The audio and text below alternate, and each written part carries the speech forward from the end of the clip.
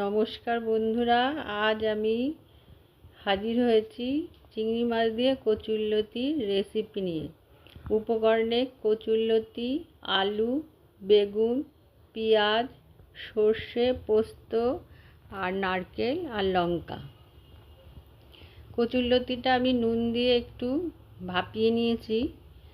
এবার সর্ষে পোস্ত এটা বেটে নিয়েছি। এবার কড়াইতে সর্ষের তেল দিয়ে নুন হলুদ মাখানো চিংড়ি মাছটা ভেজে নিচ্ছি।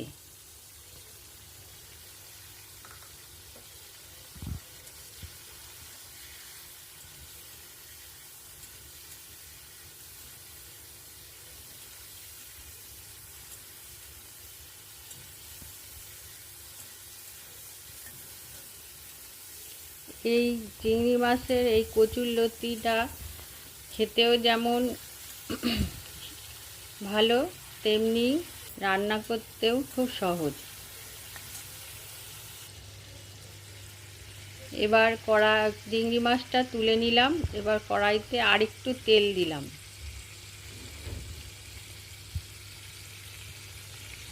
এবার তেল দিয়েই পেঁয়াজগুলো ছেড়ে দিলাম।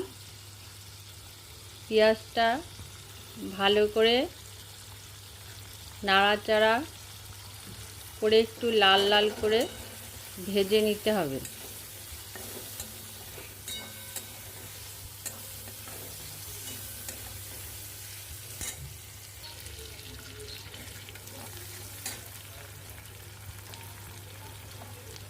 আর পেঁয়াজ ভাজা হয়ে গেছে। এবার আলুগুলো দিয়ে দিলাম।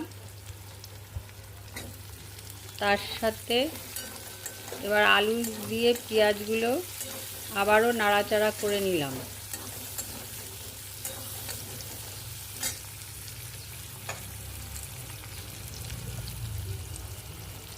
এবার একটু লবণ দিলাম।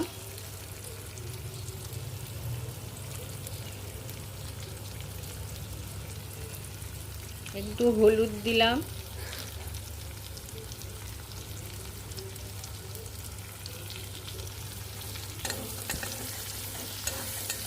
এবার এইগুলো সবগুলো একসাথে এই মশলাগুলো মিশিয়ে নিলাম।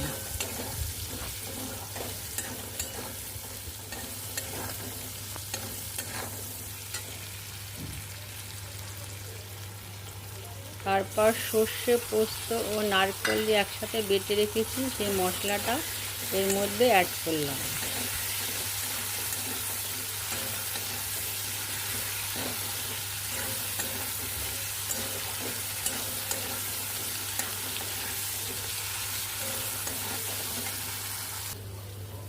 এবার এর সাথে বেগুনটা আমি দিয়ে দিয়েছি।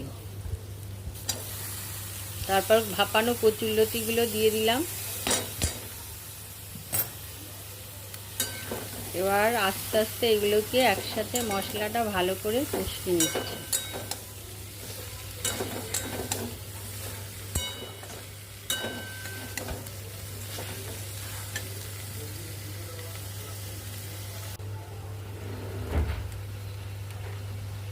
একটু লাল লঙ্কার গুঁড়ো দিলাম। একটু রং হওয়ার জন্য এই লাল লঙ্কার গুঁড়োটা দিলাম। এটা আপনারা দিতেও পারেন, নাও দিতে পারেন।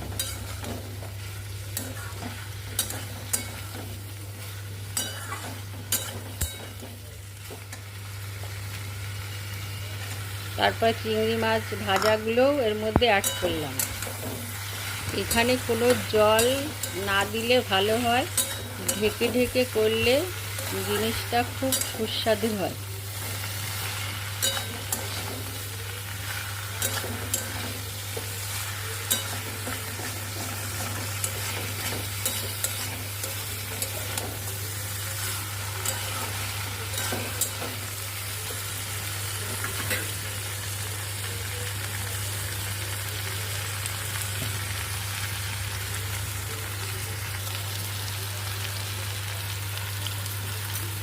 এবার একটুখানি চিনি দিলাম।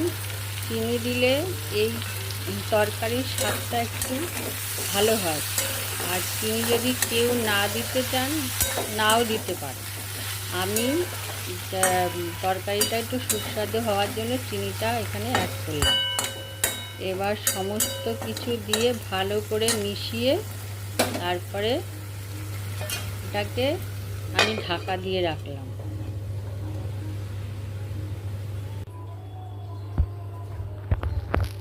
ঢাকনা তুলে